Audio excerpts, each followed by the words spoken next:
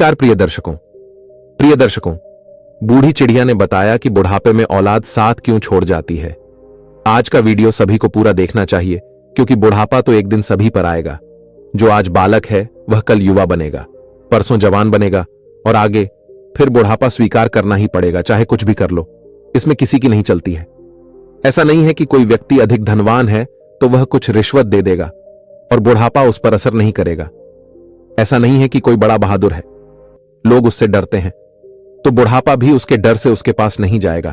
चाहे कोई ज्ञानी हो, धनी हो, बली हो या गुणी हो, सबके सारे हुनर धरे के धरे रह जाएंगे जब बुढ़ापा आपके ऊपर आएगा।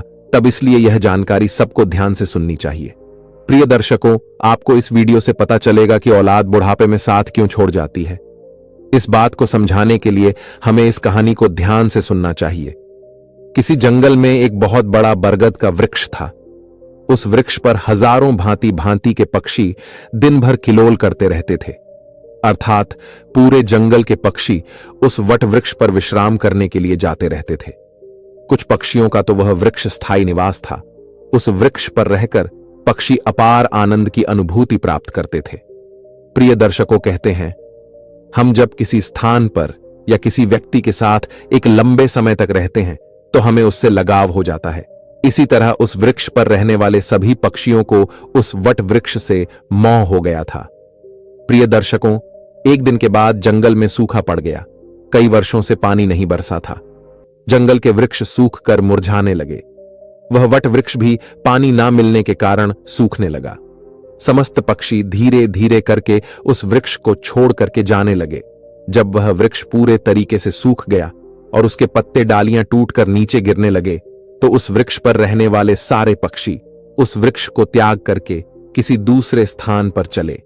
केवल एक बूढ़ी चिड़िया उस वृक्ष पर अकेली बैठी रह गई। उसने देखा कि वृक्ष पर रहने वाले सारे पक्षी एक एक करके वहां से जा चुके हैं। कुछ पक्षियों ने उस बूढ़ी चिड़िया से भी चलने को कहा, परंतु चिड़िया ने जाने से मना कर दिया। बूढ़ी चिड़िया ने सोचा कि मेरा जन्म इसी वृक्ष पर हुआ है। इसी वृक्ष पर मैं खेलकूद कर बड़ी हुई हूं। मेरे जीवन के सारे सुख मुझे इसी वट वृक्ष ने दिए हैं। आज जब इसके ऊपर विपत्ति आई है तो मैं इसे विपत्ति में अकेला छोड़कर कैसे जा सकती हूं। इस वृक्ष ने मुझे पाल पोस कर बड़ा किया है, दुख सुख में मेरा साथ दिया है।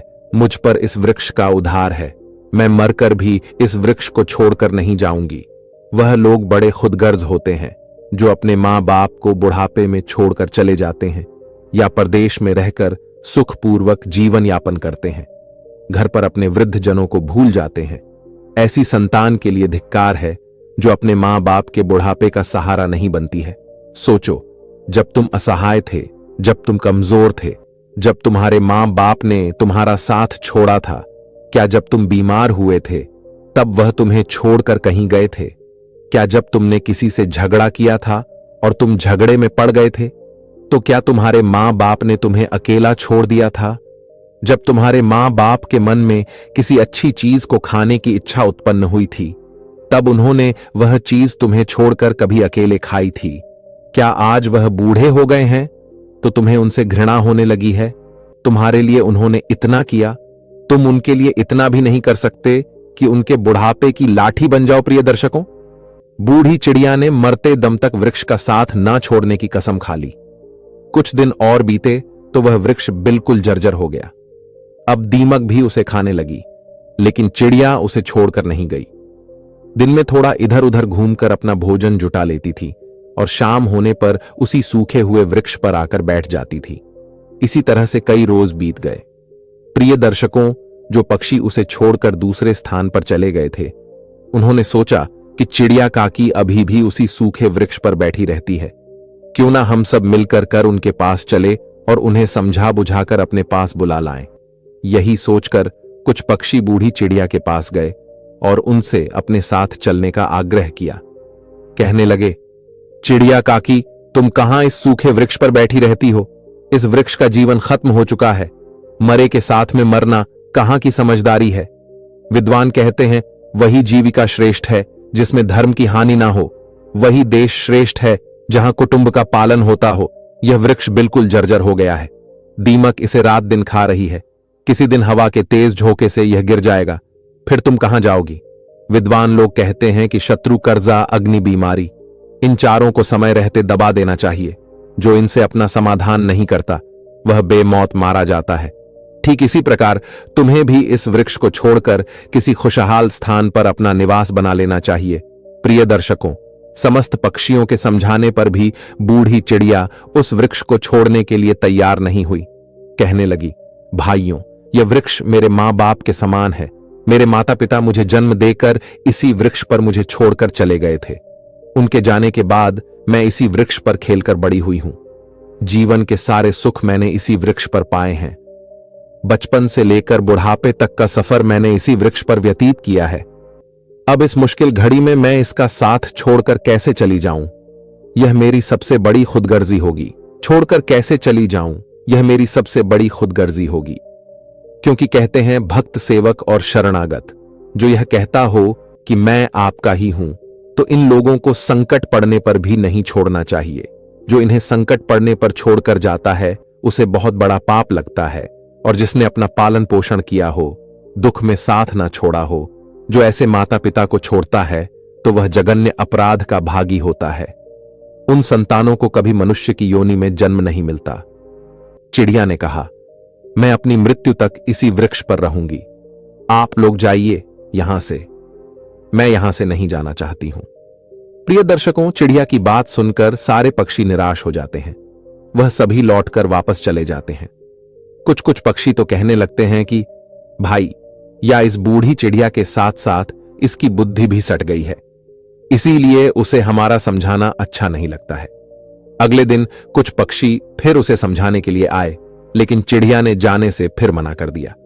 इस बार सारे पक्षी लौटकर अपने घर नहीं गए। वह सभी पक्षी सीधे इंद्र देवता के पास पहुंचे और उन्हें सारी बात बता दी कि हे भगवान, हम जिस वन में रहते हैं वहां कई वर्षों से पानी नहीं बरसा है। पूरा जंगल पानी से वंचित है। सारे पेड़ पौधे सूख चुके हैं। जंगल के सभी जीव जंतु जंगल छोड़कर दूसरे स्थान पर चले गए हैं। पर दुख की बात यह है कि जिस बरगद के पेड़ पर हम लोग रहते थे, उसी वृक्ष पर एक बूढ़ चिड़िया भी रहती थी। हम लोग तो चले गए, पर वह चिड़िया अभी भी उसी वट वृक्ष पर बैठी हुई है। वह उस वट वृक्ष को छोड़कर कहीं नहीं जाना चाहती। वृक्ष सूखकर जर्जर हो चुका है। वह कभी भी गिर सकता है। हम लोग उन्हें समझाने गए थे, पर वह फिर भी उस वृक्ष को छोड़ने के लिए तैयार नहीं हुई। वह कह रही थी कि मरते दम तक मैं इस वृक्ष का साथ नहीं छोड़ूंगी। इसीलिए हे भगवान, आप स्वयं चलकर उन्हें समझा दीजिए। शायद वह आपका कहना मान जाए। प्रिय दर्शकों, पक्षियों के निवेदन को इंद्र ने स्वीकार कर लिया और इंद्रदेव उन पक्षियों के साथ उस वन में जाकर उस बूढ़ी चिड़िया को समझाने लगते हैं। इंद्रदेव कहते हैं, हे चिड़िया रानी, मैं इंद्र तुम्हें समझाने आया हूं। यह वृक्ष बहुत ही ज्यादा जर्जर स्थिति में पहुंच गया है। इसकी डालियां सूख कर गल चुकी हैं। इस पर छाया के लिए एक भी सूखा पत्ता नहीं बचा है और आप भी बहुत बूढ़ी हो चुकी हो। किसी दिन यह वृक्ष गिर गया तो आपकी मृत्यु हो सकती है। इसलिए इस वृक्ष को छोड़कर किसी सुरक्षित स्थान पर चली जाइए। प्रिय दर्शकों, इंद्र की बात सुनकर बूढ़ी चिड़िया कहने लगी, हे भगवान, एक बात बताओ। जब मेरा जन्म हुआ था तो मेरे माता पिता मुझे इसी वृक्ष पर छोड़कर स्वर्ग सिधार गए थे। मैं जब असहाय थी तो मुझे इसी वृक्ष ने पाल पोस कर बड़ा किया। मैं इसी पर खेली कूदी हूं। इसी पर रहकर मैंने सारे सुख उठाए हैं। इसी वृक्ष पर रहते रहते मैं बूढ़ी हो गई। मेरा पूरा जीवन इसी वृक्ष की छाव में बीता है। आज जब इस वृक्ष पर विपत्ति आ गई तो मैं इसे छोड़कर कैसे चली जाऊं? अक्सर लोग यही करते हैं कि विपत्ति आने पर या गरीबी में वह अपने हितैषियों का, अपने प्रिय बंधुओं का साथ छोड़कर चले जाते हैं। मैं उन मतलबी लोगों की तरह नहीं हूं। मैं मरते दम तक, आखिरी सांस तक अपने माता पिता के तुल्य इस वृक्ष का साथ निभाऊंगी। प्रिय दर्शकों, चिड़िया का ऐसा अद्भुत प्रेम देखकर इंद्रदेव बहुत प्रसन्न हो जाते हैं। कहते हैं, चिड़िया, मैं तुम्हें वरदान देना चाहता हूं। बताओ तुम्हें क्या चाहिए? तब चिड़िया कहती है, भगवान, यदि देना चाहते हो तो मुझे कोई वरदान नहीं चाहिए। इस बरगद के वृक्ष को वरदान दे दीजिए ताकि यह हरा भरा हो जाए, इसकी आयु बढ़ जाए। मैं तो वैसे भी बूढ़ हो चुकी हूं। थोड़े बहुत दिन का जीवन और शेष बचा है। मेरे बाद इस वृक्ष की छा माया में हजारों पक्षी सुखी रहेंगे। सबका भला होगा तो मुझे भी खुशी होगी। प्रिय दर्शकों, चिड़िया की बात सुनकर इंद्र ने उस वृक्ष को फिर से हरा भरा बना दिया। पूरे जंगल में पानी बरसा दिया। सारे जंगल के वृक्ष फिर से हरे भरे हो गए। चारों तरफ हरियाली छा गई। जो जीव जंतु पशु पक्षी जंगल को छोड़कर चले गए थे, वह फिर से उसी जंगल में लौट आए। सारे पक्षी उसी बरगद के वृक्ष पर आकर रहने लगे। सब पक्षी उस बूढ़ी चिड़िया काकी की खूब सेवा करने लगे।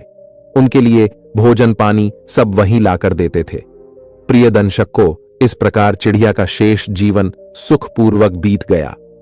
प्रिय दर्शकों, हमें इस कहानी से यह सीख लेनी चाहिए कि अपनों का बुरे वक्त में कभी साथ नहीं छोड़ना चाहिए। खास करके जिसने आपको जन्म दिया है, उस मां का, और पालन पोषण करने वाले उस पिता का जो आपके जीवन दाता है। आपको पाल पोस कर बड़ा करने में उन्होंने बहुत तकलीफ उठाई है। उनके बुढ़ापे में अगर आप सहारा नहीं बन पाए तो यह जीवन किसी काम का नहीं रहेगा। प्रिय दर्शकों, अगर आपको हमारा आज का यह वीडियो पसंद आया हो तो एक लाइक कर दीजिए और अपने मित्रों के साथ इसे शेयर करिए। प्रिय दर्शकों, जाने से पहले आप हमारे चैनल को सब्सक्राइब कर लीजिए। नमस्कार प्रिय दर्शकों, एक बार फिर आपका स्वागत है। हमारे चैनल में आज का प्रसंग बड़ा ही मोटिवेशनल है, बड़ा ही ज्ञानवर्धक है। एक कौवा ने बताया, औलाद से इन दो चीजों की उम्मीद कभी मत करना, बुढ़ापे में दुखी नहीं रहोगे। प्रिय दर्शकों, कहानी शुरू करने से पहले अगर आप हमारे चैनल पर पहली बार आए हैं तो चैनल को सब्सक्राइब करें, बेल आइकन ऑन करें, अच्छे अच्छे कमेंट किया करें ताकि हर आने वाले वीडियो का नोटिफिकेशन सबसे पहले आपको मिले और प्रिय दर्शकों आप उसका फायदा उठा सकें। शुरू करते हैं। प्रिय दर्शकों, आज की यह प्यारी सी कहानी, यह प्यारा सा वीडियो। प्रिय दर्शकों, प्राचीन समय की बात है। किसी जंगल में एक कौवा और कौवी का जोड़ा अपना घोंसला बना करके रहते थे। वह दोनों पति पत्नी एक दूसरे से बड़ा प्रेम करते थे। एक दिन की बात है, कौवा की पत्नी कवि गर्भवती हो जाती है। प्रिय दर्शकों, इस बात को जानकर कि अब वह दोनों माता पिता बनने वाले हैं, कौवा और कौवी बड़े प्रसन्न थे, बड़े खुश थे। प्रिय दर्शकों, कौवा अपनी पत्नी कौवी का बड़ा ख्याल रखता था। हर दिन उसे दाना पानी लाकर और घोंसले में दिया करता था। अब धीरे धीरे समय गुजरता है और कौवी का प्रसव काल निकट आ जाता है। अब कौवी बड़ी प्रसन्न थी। वह अपने पति कौवा से कहती है कि पिया जी, हमारी संतान आने वाली है। बहुत ही जल्द मैं अब अपने बच्चों को जन्म दूंगी। बुढ़ापे में वह हमारी खूब सेवा करेंगे, हमारा सहारा बनेंगे। अब हमें किसी बात की चिंता नहीं है। हमारी संतान हमारी खूब सेवा करेगी। प्रिय दर्शकों, कौवा कहता है कि प्रिय, हमें ऐसा नहीं सोचना चाहिए कि हमारी संतान हमारी सेवा करेगी या हमारा बुढ़ापे का सहारा बनेगी। कौवी कहती है कि पिया जी, ऐसा क्यों कह रहा? हर संतान अपने माता पिता की सेवा करती है, फिर हमारी संतान हमारी सेवा क्यों नहीं करेगी? तब कौवा कहता है कि प्रिय, मैं तुम्हें कहानी के माध्यम से बताता हूं कि बुढ़ापे में अपनी औलाद से माता पिता को इन दो चीजों की उम्मीद कभी नहीं करनी चाहिए। और जो भी मनुष्य इन दो बातों को याद कर लेगा, वह अपने बुढ़ापे में कभी दुख नहीं भोगे। प्रिय दर्शकों, अब कौवा अपनी कहानी प्रारंभ करता है। कौवा कहता है कि प्रिय, किसी नगर में एक व्यक्ति रहता था। उस व्यक्ति के घर में ईश्वर का दिया हुआ सब कुछ था। खूब रुपया पैसा, धन दौलत मान सम्मान, सब कुछ होने के बाद भी वह पति पत्नी दुखी रहते थे। उनके दुख का कारण था कि ईश्वर की कृपा से उसके घर में सब कुछ था, लेकिन कोई संतान नहीं थी। इस बात को लेकर दोनों पति पत्नी अक्सर चिंतित रहते थे। इस तरह दोनों पति पत्नी को एक साथ रहते हुए 15 साल गुजर जाते हैं, लेकिन उनके घर में कोई संतान नहीं होती है। वह व्यक्ति अपनी पत्नी को अच्छे से अच्छे डॉक्टर को दिखाता है। महंगे से महंगे अस्पताल में जाकर वह अपनी पत्नी का इलाज कराता है। पवित्र तीर्थ स्थानों पर जाकर संतान मांगता है। मंदिर में जाकर माथा टेकता है। तब कहीं जाकर शादी के 20 साल बाद उसकी इच्छा पूरी होती है। ईश्वर की कृपा से उस व्यक्ति की पत्नी को एक पुत्र प्राप्त होता है। अस्पताल में बच्चे का जन्म होता है। पुत्र की बात सुनकर वह खुश हो जाता। बच्चे की साफ सफाई के बाद उस अस्पताल की नर्स जब उनके नन्हे से पुत्र को लेकर उनके पास पहुंचती है तो दोनों पति पत्नी पूछने लगते हैं कि हमारी संतान कैसी है, कोई दिक्कत तो नहीं है। दोनों पति पत्नी की इन बातों को सुनकर नर्स उस व्यक्ति की पत्नी से कहने लगती है कि बहन जी, आपको जो पुत्र हुआ है वह सुंदर है, अच्छा है, लेकिन इसमें एक कमी है। नर्स के मुंह से जब बच्चे की मां यह सुनती है कि कोई कमी है तो वह चिंतित हो जाती है। नर्स कहती है कि बहन, घबराने की कोई बात नहीं है। बहन जी, जो आपको पुत्र हुआ है वह सुंदर है, स्वस्थ है, बस उसमें एक कमी है कि उसकी एक आंख नहीं है।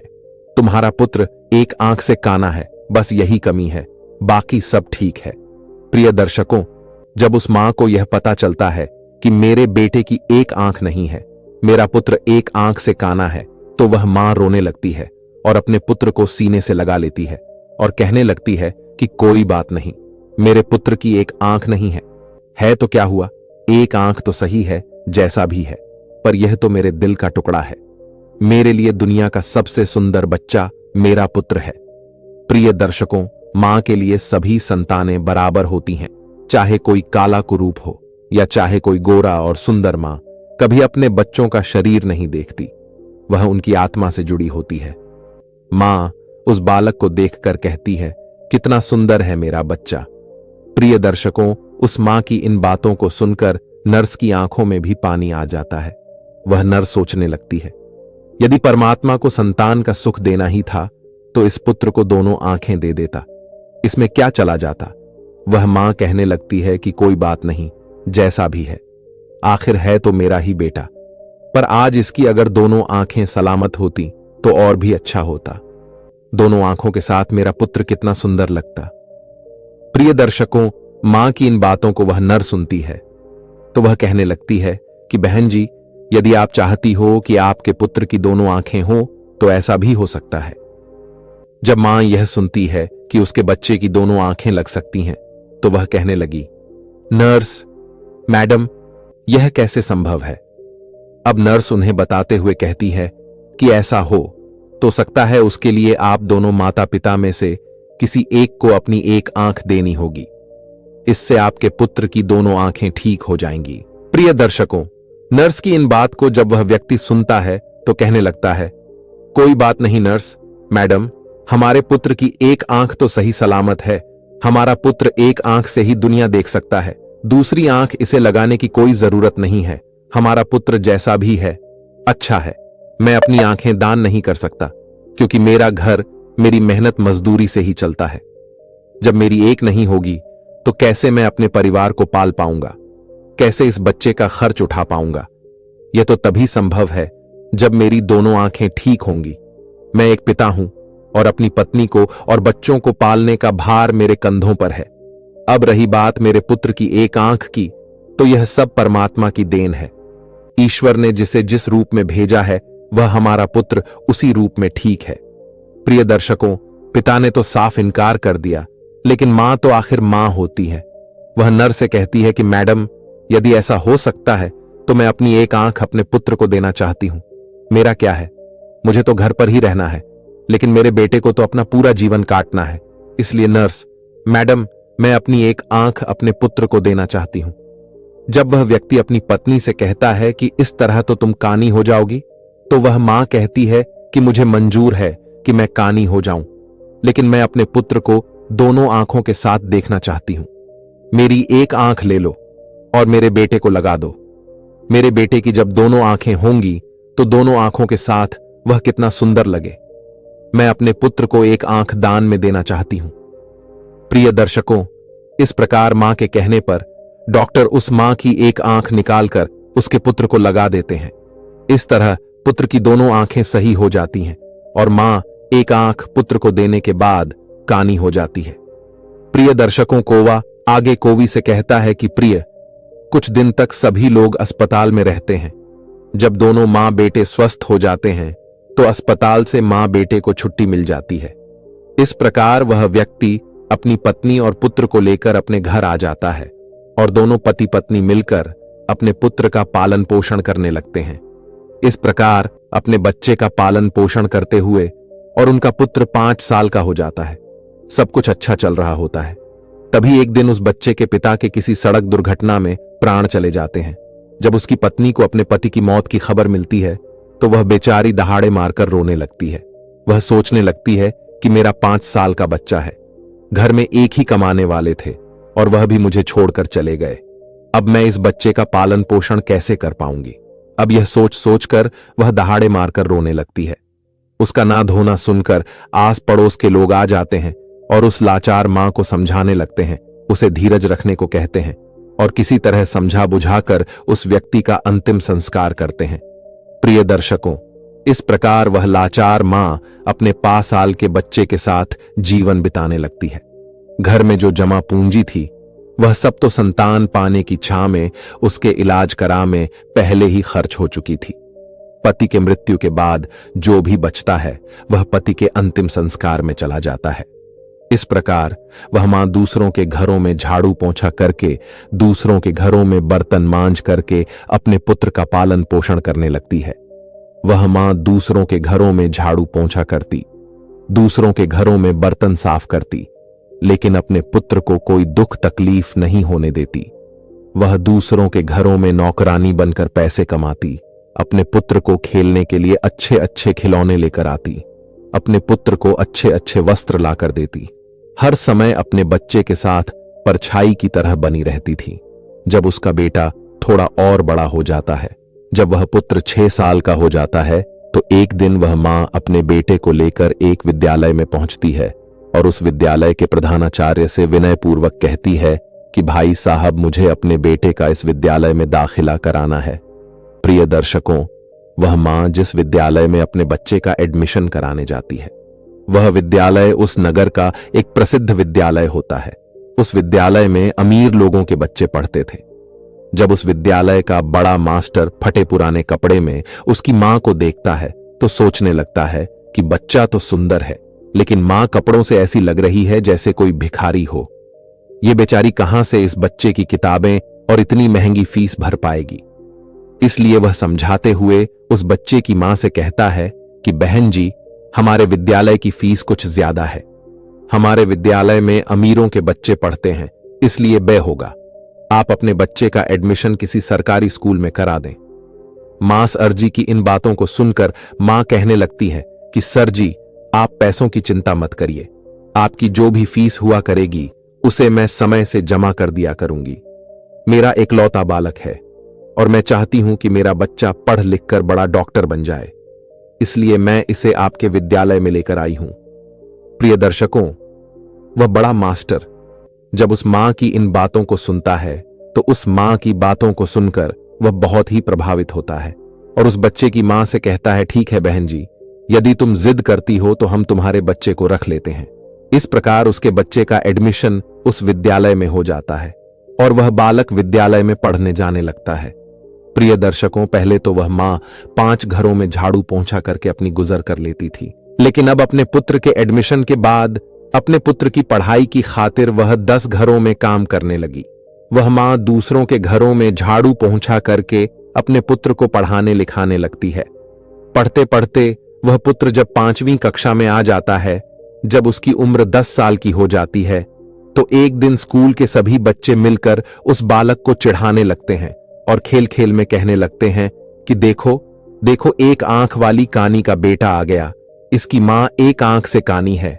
प्रिय दर्शकों, वह लड़का जब अपने सहपाठियों की इन बातों को सुनता है तो क्रोध में भर जाता है। उसे बहुत बुरा लगता है।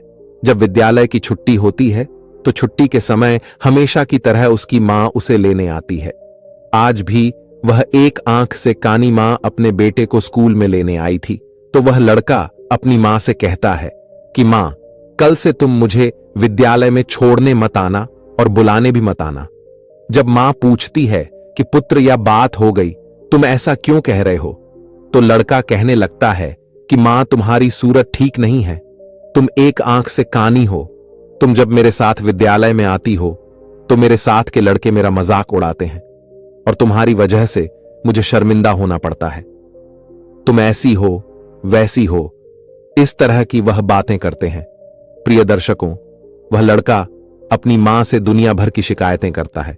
जब वह मां अपने पुत्र के मुख से इन बातों को सुनती है तो उसे बहुत दुख होता है, लेकिन अपने पुत्र की इन बातों को सुनकर वह चुप रहती है और अपने पुत्र की बातों को सहन कर लेती है। मां कहती है, कोई बात नहीं पुत्र, तुम चाहते हो तो मैं तुम्हारे, साथ कल से विद्यालय नहीं आऊंगी। लेकिन तुम अकेले विद्यालय कैसे आ पाओगे? अपनी मां की इन बातों को सुनकर वह पुत्र कहता है, मां, अब मैं बड़ा हो गया हूं और अब मैं इस काबिल हो चुका हूं कि मैं अकेला विद्यालय और जा सकता हूं। इसलिए तुम्हें मेरे साथ विद्यालय आने की कोई जरूरत नहीं है। अपने पुत्र की इन बातों को सुनकर वह मां कहती है, ठीक है पुत्र, आज के बाद मैं तुम्हारे स्कूल में तुम्हारे साथ नहीं आऊंगी। लेकिन बेटा, तुम सावधानी से घर पर आना। तुम्हारे पिता के सड़क दुर्घटना की सोच सोचकर मुझे डर लगता है। पुत्र कहता है, मां तुम चिंता मत करो, मुझे कुछ नहीं होगा, मैं अकेला ही आया जाया करूंगा। प्रिय दर्शकों, उस दिन के बाद से वह पुत्र अकेला ही विद्यालय आने जाने लगता है। जैसे जैसे पुत्र बड़ा होता गया, वैसे वैसे ही पुत्र के खर्चे भी बढ़ते चले गए। जैसे जैसे पुत्र के खर्चे बढ़ते गए, वैसे वैसे उस मां पर काम का बोझ भी बढ़ता चला गया। प्रिय दर्शकों, धीरे धीरे समय गुजरता चला गया और इस प्रकार वह लड़का विद्यालय की पढ़ाई पूरी कर लेता है और उसके पूरी क्लास में सबसे अच्छे नंबर आते हैं। इसके बाद वह आगे की पढ़ाई करने के लिए शहर चला जाता है। प्रिय दर्शकों, जब पुत्र शहर में जाता है तो उधर उसकी मां जो पैसा कमाती थी वह पैसा कम पड़ने लगता है, क्योंकि पहले तो सिर्फ किताबें और फीस का खर्चा था, लेकिन जब बेटा शहर चला जाता है तो उसके और भी खर्चे बढ़ गए थे। मां जो भी पैसा कमाती थी वह कम पड़ने लगता है, लेकिन उस मां ने हार नहीं मानी। पहले जहां 15 घरों में काम करके अपने बेटे का खर्चा पूरा करती थी, वहीं पुत्र के शहर जाने के बाद वह 30 घरों में बर्तन साफ करने लगी और झाड़ू पोंछा करती। दिन भर मेहनत करती और मेहनत करते करते रात के 11 बज जाते थे। तब जाकर वह बेचारी मां अपने पुत्र के लिए महीने का 000 भेज पाती थी। वह इसलिए इतनी मेहनत करती थी कि एक दिन जब उसका बेटा पढ़ लिख कर बड़ा डॉक्टर बन जाएगा तो मुझे सुख मिलेगा, एक ना एक दिन मुझे भी आराम मिलेगा। आज मेरी मेहनत से मेरा बेटा डॉक्टर बन जाएगा तो मेरे बेटे के साथ रहकर मैं भी सुखी रहूंगी। इसलिए वह मां खूब मेहनत करती थी और 30 घरों में काम करके अपने पुत्र के लिए पैसा भेजा करती थी। इस प्रकार मेहनत करते करते वह समय से पहले ही बूढ़ी हो जाती है। धूप में उसका गोरा रंग काला पड़ जाता है, लेकिन वह अपने पुत्र के लिए कोई दिक्कत नहीं होने देती है। प्रिय दर्शकों, कौवा आगे कौवी से कहता है कि प्रिय, जब ऐसे ही कुछ दिन और बीत जाते हैं तो उस मां को एक दिन एक पत्र मिलता है। उसमें लिखा होता है कि मां, अब मैं शहर में बड़ा डॉक्टर बन चुका हूं, अब तुम्हें मेरे लिए पैसे भेजने की जरूरत नहीं है। प्रिय दर्शकों, जब उस मां को यह पत्र मिलता है कि मेरा बेटा डॉक्टर बन गया है तो वह बहुत खुश हो जाती है और सोचने लगती है कि पति के जाने के बाद यह मेरा बेटा ही तो मेरा सहारा है और मेरी जैसी इच्छा थी कि बेटा डॉक्टर बन जाए, वह इच्छा भी मेरी पूरी हो गई। प्रिय दर्शकों, उस मां के बेटे ने यह बात मां को पत्र में लिखकर बताई थी कि मां, मैं डॉक्टर बन गया हूं, लेकिन वह बेटा अभी तक गांव में मां से मिलने नहीं आया। जब उस बूढ़ी मां को यह पत्र मिलता है तो वह बूढ़ी मां पूरे गांव में मिठाइयां बांटती है और सारे गांव के लोगों को बड़े गर्व से बताती है कि उसकी मेहनत सफल हो गई, उसका बेटा अब डॉक्टर बन चुका है। इस प्रकार वह मां अपने पुत्र के गांव आने का इंतजार करने लगती है। वह मां सोचने लगती है कि मेरे बेटे को शहर गए हुए बहुत समय बीत चुका है, अब वह डॉक्टर बन गया है तो वह मुझसे मिलने के लिए गांव जरूर आएगा, मैं अपने पुत्र की आरती उतारूंगा। प्रिय दर्शकों, अब वह मां अपने पुत्र के आने की राह देखती है। हर दिन वह इंतजार करती है कि आज मेरा पुत्र आता होगा। किसी की गाड़ी घर के सामने से निकलती तो वह मां दौड़ करके घर के बाहर जाती। उसे लगता है उसका पुत्र आया होगा। इस तरह इंतजार करते करते उसे कई दिन बीत गए। रात में उस मां को नींद नहीं आती थी। वह सोचने लगती कि जाने क्या मजबूरी है, मेरा बेटा मुझे लेने क्यों नहीं आया, कब मुझे अपने साथ ले जाएगा। अब वह दिन नहीं आएंगे कि मैं दूसरों के घरों में बर्तन साफ करूं, दूसरों के घरों में झाड़ू पोंछ करूं। अब तो मैं आराम से बैठकर अपने बेटे की कमाई खाऊंगी। अब तो मेरे बेटे के घर में नौकर चाकर भी होंगे, गाड़ी बंगला भी होगा। अब मेरे दुख के दिन बीत चुके हैं। इसी तरह वह मां सारे दिन तक के सपने देखा करती थी। प्रिय दर्शकों, इस तरह उस मां को अपने बेटे का इंतजार करते हुए 1 साल बीत जाता है, लेकिन वह बेटा 1 साल में एक दिन भी मां के पास नहीं आता है। फिर एक दिन उस मां के पास बेटे का दूसरा पत्र आता है। उस पत्र में लिखा होता है कि मां, मेरी शादी हो गई है और तुम्हें पता है जिस लड़की के साथ मेरा विवाह हुआ है वह बहुत ही अमीर घर की है। जिस लड़की से मेरा विवाह हुआ है वह एक बहुत बड़े डॉक्टर साहब की बेटी है। मैंने प्रसिद्ध डॉक्टर की बेटी के साथ अपना विवाह किया है। मेरी पत्नी बहुत ही सुंदर है। प्रिय दर्शकों, जब वह मां उस पत्र में लिखी बातों को पढ़ती है तो उसकी आंखों से आंसू की धारा बहने लगती है। उसे बड़ा ही दुख होता है, क्योंकि मां तो सोच रही थी कि अब बेटा डॉक्टर बन गया है तो मेरे बेटे के लिए अच्छे अच्छे रिश्ते आएंगे, मैं अपनी पसंद की लड़की के साथ अपने बेटे की शादी करूंगी। लेकिन उस पत्र को पढ़कर उस मां के सारे अरमान धूल में मिल जाते हैं।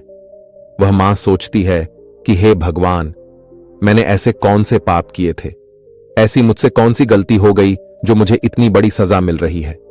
हर माता पिता का सपना होता है कि मैं अपने हाथों से अपने बेटे को दूल्हा बनाऊं, अपने हाथों से अपने बेटे को सजाऊं और अपना आशीर्वाद देकर अपने बेटे की शादी करूं। लेकिन मेरे पुत्र ने तो अपनी शादी में मुझे बुलाया तक नहीं, मुझे बताया तक नहीं और विवाह कर लिया। क्या मैंने यही दिन देखने के लिए अपने पुत्र को पढ़ा लिखा कर इतना बड़ा किया था? इसके लिए मैंने इतनी मेहनत मजदूरी करी थी, दूसरों के घरों में झूठे बर्तन साफ किए, मेहनत मजदूरी करके पढ़ाया लिखाया, उसे इस लायक बनाया। क्या मेरा इतना भी अधिकार नहीं था जो मुझे मेरे बेटे ने अपनी शादी में भी नहीं पूछा?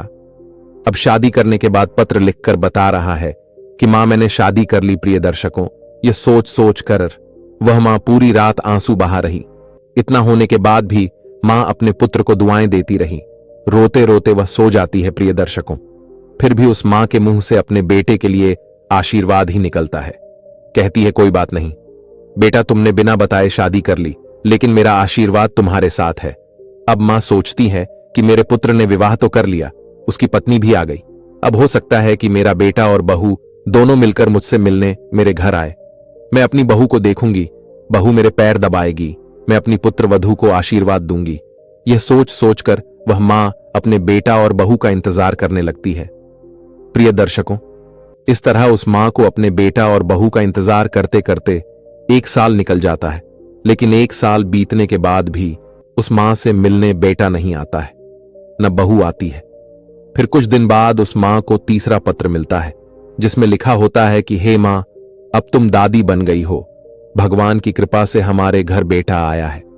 प्रिय दर्शकों, जब यह खबर उस मां को मिलती है तो उसका धैर्य जवाब दे जाता है, उसकी सहन शक्ति जवाब दे देती है।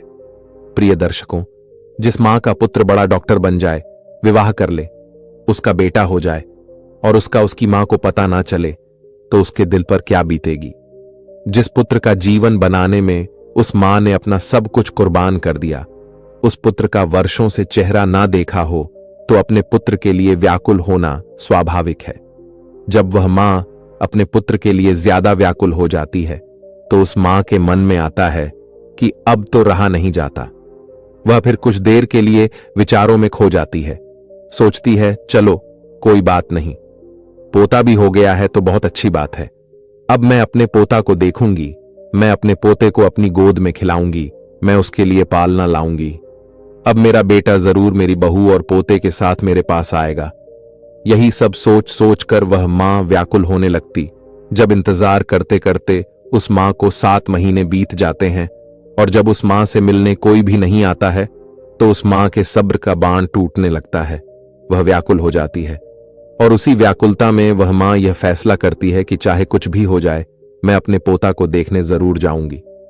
प्रिय दर्शकों, यह निर्णय करके मां अपने बेटा और बहू से मिलने के लिए शहर के लिए देती है। किसी तरह वह पता पूछते पूछते उस शहर में पहुंच जाती है जिस शहर में उसका बेटा रहता था। उस शहर में पहुंचकर वह बूढ़ी मां एक ऑटो वाले को अपने पास बुलाती है और ऑटो वाले को अपने बेटे का पत्र दिखाते हुए कहती है, बेटा मुझे इस जगह पर जाना है। वो ऑटो वाला पता देखता है और बूढ़ी मां को अपने ऑटो में बैठा लेता है और उस बूढ़ी मां को उस बताए हुए पते पर ले जाता है। प्रिय दर्शकों, कुछ समय के बाद वह ऑटो वाला बूढ़ी मां को लेकर बड़े डॉक्टर के बंगले पर पहुंच जाता है और बंगले के सामने अपना ऑटो खड़ा कर देता है और माता जी से कहता है कि मां जी, तुमने जो पता दिखाया था तुम उस पते पर पहुंच चुकी हो, ये जो सामने बंगला है यहीं रहते हैं। डॉक्टर साहब, वह मां उस ऑटो वाले को किराया देती है और अपना झोला उठाकर बंगले की तरफ चल देती है। मां की नजर जब डॉक्टर साहब के बंगले पर पड़ती है तो वह खुश हो जाती है। वह देखती है कि सुंदर आलीशान बंगला बना हुआ है। बंगले के सामने चमचमाती गाड़ी खड़ी है और दरवाजे पर चपरासी बैठे हुए हैं। यह देखकर उस मां को बड़ी खुशी होती है कि कितने सुंदर घर में मेरा बेटा रहे। प्रिय दर्शकों को वह आगे कहता है कि प्रिय वह बूढ़ी मां जो एक थैले में अपने पोते के लिए खिलौने, बहू के लिए साड़ियां और कुछ मिठाइयां लेकर आई थी। जब उस थैला को लेकर वह मां बंगले के अंदर जाने लगती है तो जैसे ही बंगले के अंदर घुसने के लिए होती है तो गेट के पास खड़े एक चपरासी की नजर उस पर पड़ती है। चपरासी देखता है कि फटे पुराने कपड़े पहने एक काली कलूटी बुढ़िया जो एक आंख से कानी है बंगले के अंदर घुसे जा रही है। जब वह चपरासी उस महिला को देखता है तो कहने लगता है कि तुम्हें किससे मिलना है, इस तरह अंदर कहां चली जा रही हो। चपरासी के जब यह शब्द उस मां के कानों में पड़ते हैं तो वह मां एकदम से रुक जाती है और चपरासी से कहती है कि यहां पर मेरा बेटा रहता है, मेरे बेटे का पुत्र हुआ है, इसलिए मैं अपने पोता को देखने आई हूं। चपरासी उस मां को डांटते हुए कहता है, बुढ़िया, तूने कभी अपनी शक्ल देखी है? तुम्हें पता है कि यह किसका बंगला है? यह एक बड़े डॉक्टर साहब का बंगला है। तब वह मां कहने लगती है, मुझे पता है यह डॉक्टर साहब का बंगला है और जो तुम्हारे डॉक्टर साहब हैं वही मेरे पुत्र हैं। वह चपरासी कहने लगता है, अरे बुढ़िया, तुम गांव देहात की महिला ना, तुम्हारे कपड़े ठीक हैं ना तुम्हारी शक्ल ठीक है। डॉक्टर साहब तुम्हारे बेटे कैसे हो सकते हैं? प्रिय दर्शकों, जब यह बात पास में खड़ा हुआ एक दूसरा चपरासी सुनता है तो वह भी उस मां के पास पहुंच जाता है। जब उसे पता चलता है कि यह बुढ़िया कह रही है कि यह डॉक्टर साहब की मां है तो वह चपरासी उनसे पूछने लगता है कि हे मां, आपके पास कोई प्रमाण है जिससे हम पता कर सकें कि तुम हमारे डॉक्टर साहब की मां हो?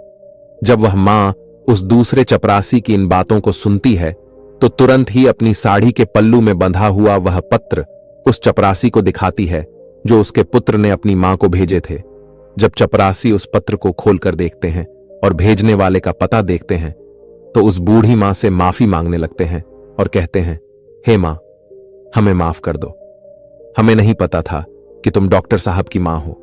प्रिय दर्शकों, वह मां कहती है कि चलो कोई बात नहीं, मैं तुम्हें माफ कर देती हूं, मुझे बताओ कि मेरा बेटा और बहू कहां पर है। तब वह चपरासी दूर से इशारा करते हुए कहता है कि ऊपर जो कमरा दिख रहा है वह तुम्हारे बेटे का कमरा है और वह अब भी इस समय घर पर ही है। प्रिय दर्शकों, अब वह मां अपना सामान तो नीचे रख देती है कि सामान को तो मैं बाद में ले जाऊंगी, पहले अपने पोता को देख लेती हूं, बहू को देख लेती हूं। बूढ़ी मां अपने पोता को देखने के लिए जल्दी जल्दी सीढ़ियां चढ़ करके घर के अंदर जाती है। जैसे ही वह मां घर के अंदर आती है तो वह देखती है कि घर के आंगन में पालना रखा हुआ है और उस पालने में उनका पोता झूल रहा है। जैसे ही उस बूढ़ी मां की नजर अपने पोते पर पड़ती है तो वह दौड़कर पालने से अपने पोते को उठा लेती है और अपने पोते को सीने से लगाकर दुलार करने लगती है। प्रिय दर्शकों, जब वह बूढ़ी मां अपने पते को गोदी में लेकर दुलार करने लगती है तो बच्चे की नींद टूट जाती है और वह जोर जोर से रोने लगता है। बच्चे के रोने की आवाज जब पुत्र बधू के कानों में पड़ती है तो वह रसोई से बाहर आती है और सोचती है कि न जाने मेरे बच्चे को क्या हो गया, इतनी तेज क्यों रो रहा है। जब वह रसोई से निकलकर आंगन में आती है और अपने बच्चे को एक भिखारी जैसी दिखने वाली बे के हाथों में देखती है तो वह चिल्लाने लगती है। अपने पति को आवाज देती है कि सुनिए जी, कोई काली कलूटी बुढ़िया जो एक आंख से कानी है वह हमारे बच्चे को चुराने आई है। पत्नी का चिल्लाना सुनकर पति भी नीचे आ जाता है। पति के आते ही बहू अपने बच्चे को बूढ़ी मां से छीनकर अपने सीने से लगा लेती है और अपने पति से कहती है कि तुमने घर में कैसे चपरासी रखे हैं, कोई भी हमारे घर में घुसा चला आता है, देखो ना ये भिखारी बुढ़िया हमारे बच्चे को चुराने आ गई। प्रिय दर्शकों, वह बूढ़ी मां कहती है कि बहू मैं चोर नहीं हूं, मैं तो तुम्हारी सास हूं और यह तुम्हारे पास जो खड़ा है वह मेरा बेटा है, तुम्हारी गोदी में जो खेल रहा है वह मेरा पोता है, मैं भला पोते को चुराकर कहां ले जाऊंगी। जब बहू उन माताजी की इन बातों को सुनती है तो वह अपने पति से कहती है कि यह बुढ़िया क्या कह रही है, क्या सच में यह भिखारी जैसी दिखने वाली आपकी मां है? क्या ऐसे ही गरीब परिवार में आपने जन्म लिया है? मुझे पहले तो कभी आपने बताया नहीं कि आपकी कोई मां भी है। जब बेटा अपनी पत्नी की इन बातों को सुनता है तो कहने लगता है कि यह बुढ़िया झूठ बोल रही है, ये मेरी मां नहीं है। मेरी मां तो अब इस दुनिया में ही नहीं है।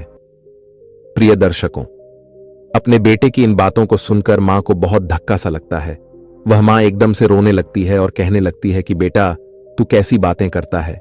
मैं तो रोज घर के दरवाजे पर बैठकर तेरी राह देखती रहती थी कि मेरा पुत्र आएगा, लेकिन तू तो आया ही नहीं। जब तू नहीं आया तो मैं खुद तुझसे और अपनी बहू से मिलने चली आई। मुझे अपने पोते को देखने की बहुत इच्छा थी, इसलिए मैं तेरे पास आ गई हूं। और तू कह रहा है कि मेरी कोई मां नहीं है। वह बहू जब अपने पति से पूछती है कि यह बुढ़िया क्या कह रही है, तो पुत्र कहने लगता है, तुम इसकी बातों में मत आओ। मैं कसम खाकर कहता हूं कि यह बुढ़िया मेरी मां नहीं। अपने पुत्र की इन बातों को जब वह मां सुनती है तो उनकी आंखों में आंसू आ जाते हैं।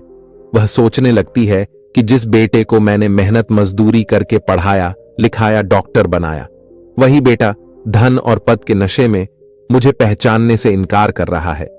वह कसम खाकर भी यह मानने को तैयार नहीं है कि यह मेरी मां है। जो पुत्र मेरे जीने का सरा था, जिसके लिए मैं अभी भी जिंदा हूं, जिसके लिए मैंने अपनी जवानी को कुर्बान कर दिया, वह कह रहा है कि यह बुढ़िया झूठ बोल रही है। यह मेरी मां नहीं है। इस संसार में मेरा एक ही सहारा था, आज तो वह भी छूट गया। प्रिय दर्शकों, वह मां समझ जाती है कि मेरे पुत्र ने बड़े घर की बेटी के साथ विवाह किया है। मेरा बेटा बड़े पद पर पहुंच गया है, इसलिए मुझे पहचानने से इनकार कर रहा है। मां ने कहा, बेटा कोई बात नहीं, मुझे लगा कि तुम मेरे पुत्र हो, इसलिए मैं तुम्हारे पास चली आई। क्योंकि तुम्हारे जैसा एक मेरा भी पुत्र है, जिसे मैंने मेहनत मजदूरी करके डॉक्टर बनाया है, जो मेरे जीने का सहारा था। लेकिन अब मुझे पक्का यकीन है कि तुम मेरे बेटा नहीं हो सकते। मुझसे गलती हो गई है प्रिय दर्शकों। और इतना कहकर वह मां रोते रोते घर की सीढ़ियों से नीचे उतरने लगती है और सोचने लगती है कि बुढ़ापे में एक ही सहारा था और वह भी आज मुझसे छूट गया। अब किसके सहारे में जीऊंगी एक आस थी, वह भी टूट गई।